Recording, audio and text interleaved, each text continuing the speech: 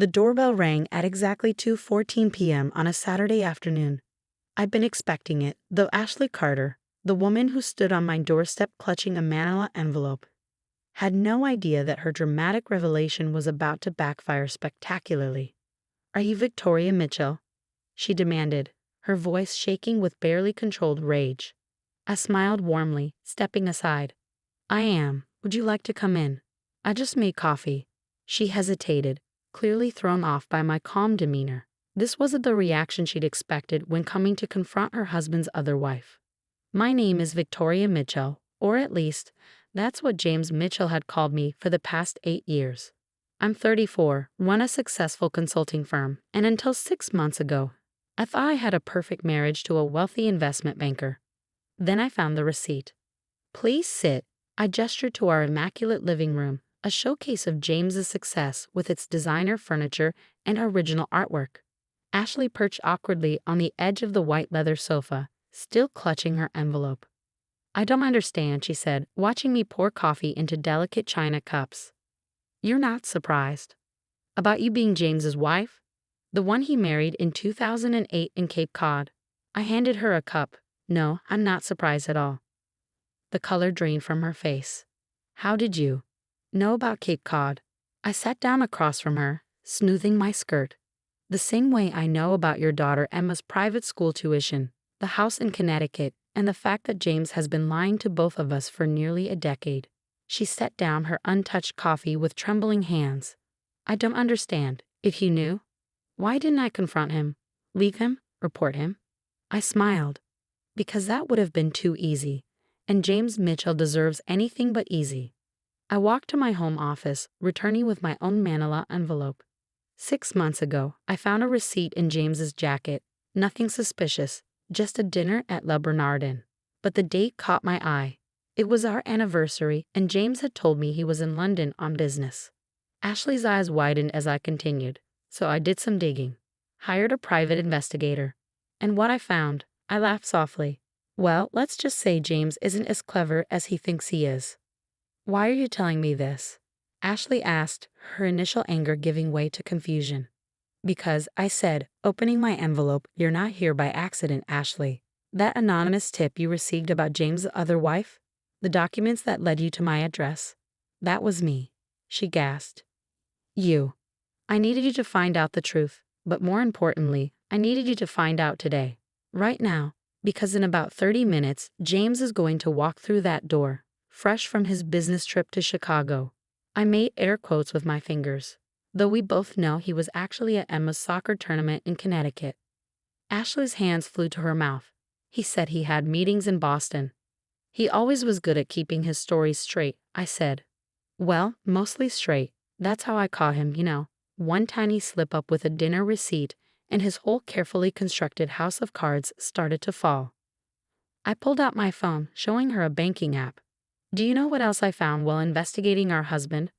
Offshore accounts, shell companies, a whole network of hidden assets that I'm betting even you didn't know about." She shook her head slowly. "James Mitchell, the brilliant investment banker, has been doing more than just managing other people's money. He's been stealing it. Small amounts, cleverly hidden, spread across hundreds of accounts. The kind of theft that's hard to trace unless you know exactly where to look." "How do you know all this?" Ashley whispered. I smiled. "Because before I married James, I worked in forensic accounting, a detail he apparently never bothered to learn about his second wife. Just like he probably doesn't know what you did before becoming a full-time mother." "I was a compliance officer at Morgan Stanley," she said quietly. "Exactly. He married smart women, Ashley. That was his first mistake." The sound of a car pulling into the driveway made us both turn toward the window. "Right on schedule," I said, standing up. "Are you ready to help me take down our husband?" Ashley stood too, her face hardening with resolve. "What do you need me to do?" I handed her a document from my envelope. "First, we're going to let him walk in and try to explain why there are 2 Mrs. Mitchells in his living room. Then, while he's desperately trying to talk his way out of that situation, you're going to show him this." She looked at the paper, her eyes widening. "Is this proof of his financial crimes?" "Yes, but it's only the beginning." I checked my watch. "He'll be coming through that door in about 30 seconds. Remember, Let him talk. The more he lies, the deeper he'll dig himself. We heard keys in the lock, and I felt a surge of anticipation. 6 months of planning, of careful documentation and strategic moves had led to this moment. Victoria? James's voice called out. I'm home early. I managed to wrap up those meetings in Chicago. He walked into the living room, his designer briefcase in one hand, a bouquet of apology flowers in the other, his standard gift when he'd been away too long. He froze mid-step when he saw us both standing there. The flowers hit the floor with a soft thud. Hello, darling, I said sweetly. Look who stopped by for coffee. Your wife.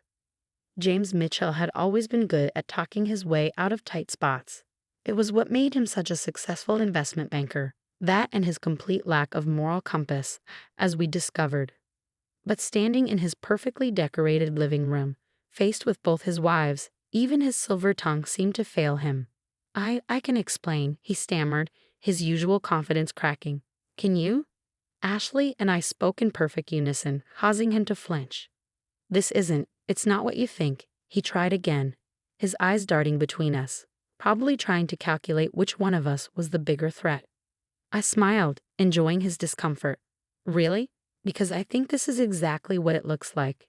You married Ashley in 2008 in Cape Cod. Beautiful ceremony, by the way, I saw the photos. Then you married me in 2015 in Aspen, telling each of us that your frequent business trips were just part of being a successful banker. The color drained from his face. How long have you? No. I finished for him. Long enough to find everything, James. Every account, every transfer, every lie. He straightened his tie, a nervous habit I'd noticed over the years. Whatever you think you found, you don't understand the complexities of international finance. Oh, but we do, Ashley cut in, her voice steady. Victoria was kind enough to share all the documentation with me. The shell companies in the Caymans, the missing client funds, the fake investment accounts.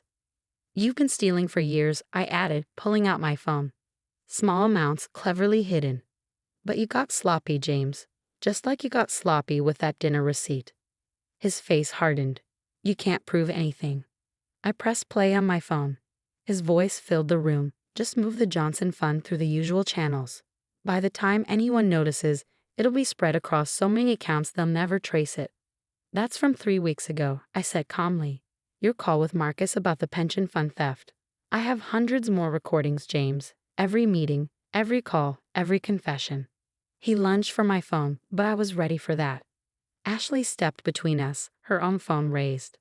I wouldn't, she said coldly.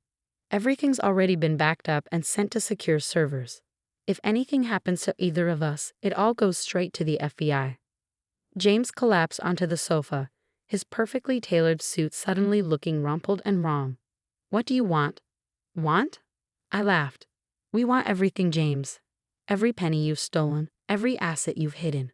You're going to sign everything over to a victim restitution fund. You can't be serious, he scoffed. You'll get nothing. You'll both be disgraced when this comes out. Will we? Ashley pulled out another document, because according to these records, we're both innocent victims of your fraud. In fact, we're the ones who uncovered it and reported it. You already reported. His voice trailed off as realization hit him. Not yet, I said softly. You have 1 hour to sign these papers, transferring everything to the restitution fund. If you do, you might only serve 5 years. If you don't, I shrugged. Well, the FBI is very interested in investment fraud these days. His face contorted with rage. You manipulative buy. Careful, Ashley cut him off. Remember those recordings. Everything you say or do right now is being documented. As if to prove her point, a small red light blinked from the bookshelf. One of many cameras I'd installed months ago. James's shoulders slumped. You planned this. All of it. From the moment I found that receipt, I confirmed. The anonymous tip to Ashley, the evidence gathering, the recordings, all of it leading to this moment. You should have done your homework, James, before marrying a forensic accountant and a compliance officer. He looked up, desperation replacing anger. We can work something out. I have more money hidden away. We could split it, the 3 of us. Still trying to negotiate? I shook my head. It's over, James. The only choice you have left is whether you want to do this the easy way or the hard way. James chose the hard way. I watched from my office window 3 days later as FBI agents let him out in handcuffs. He'd spent those 3 days trying to move money, delete records, and call in favors, all of which failed because Ashley and I had already frozen every account, backed up every record, and warned every contact. Mrs. Mitchell. An FBI agent appeared at my door. "We've finished collecting evidence from a home office. We'll need you to come down to give a formal statement tomorrow." I nodded, suppressing a smile at the Mrs. Mitchell, soon to be former, along with Ashley. We both filed for annulment, citing fraud and bigamy. Our lawyers assured us it would be straightforward, especially given James' other crimes. My phone buzzed. Ashley. "It's done," her text read. "Just watch them raid the Connecticut house." Emma's okay, confused, but okay. I'd grown to respect Ashley over the past few days. She handled the destruction of her 15-year marriage with remarkable strength, focusing on protecting her daughter and helping bring James to justice. The final tally of James's theft was staggering. $67 million, stolen from various clients over a decade. The victims' restitution fund we'd set up would restore most of their losses, thanks to our careful tracking of his hidden assets. As for his legitimate assets, the houses, cars, art collections, they'd be sold to compensate his victims too. Ashley and I had made sure our names were clear legally, but we wanted no part of wealth built on stolen money. "Victoria?" Ashley stood in my doorway, Emma beside her. "Can we come in?" I gestured them inside. Emma, at 13, looked so much like her mother, the same determined set to her jaw, the same sharp intelligence in her eyes. "I want to thank you," Ashley said, sitting down. "Not just for uncovering everything, but for how you handled it, for thinking of Emma in all this." I smiled at the girl. "Your mom's the real hero here. She could have just taken the evidence and turned James in, but she worked with me to make sure we could recover the money for his victims." Emma spoke up, her voice quiet but firm. "Did you ever love him? Either of you?" Ashley and I exchanged glances. It was a question we'd both been avoiding. "I loved who I thought he was," I said finally. "The successful, charming man who seemed to care about doing good in the world. But that man never existed." "I loved him for 15 years, Ashley added. "But looking back, there were always signs. The inconsistencies, the long absences, the way he compartmentalized his life. I just didn't want to see them." Emma nodded, processing this. "What happens now?" "Now," I said, pulling out a folder, we moved forward.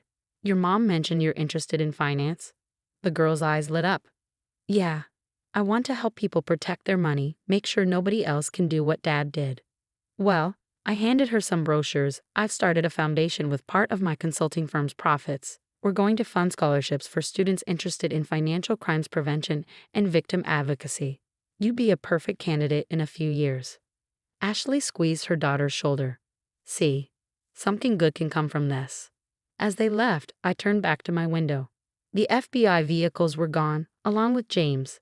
The life I thought I had, perfect marriage, wealthy husband, glamorous lifestyle, had vanished too. But in its place was something real: integrity, justice, and an unexpected friendship with the woman who should have been my rival. My phone buzzed one last time, a news alert. James' arrest was already making headlines. Prominent banker charged in massive fraud scheme. Below was a quote from his lawyer. "Mr. Mitchell maintains his innocence and claims he was set up by his wives." I laughed out loud. Even now, he couldn't take responsibility. But it didn't matter anymore. The evidence spoke for itself, and James Mitchell would spend the next 20 years in federal prison learning a hard lesson about underestimating women. That evening, Ashley, Emma, and I had dinner together. Not at some expensive restaurant, but at my small apartment downtown. My real home, not the showcase house James had bought with stolen money. To new beginnings, Ashley raised her glass of wine. "To justice," I added. "To family," Emma said quietly, "even if it's not the kind we expected." We clinked glasses, three women brought together by one man's betrayal, now united in something stronger than marriage certificates or legal documents: truth, trust, and the satisfaction of knowing we turned his lies into something good. Later, as I got ready for bed, I found one last reminder of James, a photo from our wedding. We looked so happy, so in love. But now I could see what I'd missed then: the calculation in his eyes, the practiced nature of his smile. I dropped the photo in the shredder, listening to the satisfying whir as it disappeared. Some people might call what we did revenge. I prefer to think of it as justice, not just for us, but for every person James had stolen from, lied to, betrayed. The next morning, I walked into my consulting firm with my head high. On my desk was a stack of letters, thank you notes from James's victims who were already receiving restitution payments. Each one reminded me that sometimes the best revenge isn't about destroying someone. It's about rebuilding what they broke stronger than before. And as for James, last I heard, he was adjusting to life in federal prison, probably still trying to charm his way out of consequences. But this time there was no escape, no clever argument, no wife to manipulate. Just 20 years to think about the women he underestimated and the justice they served.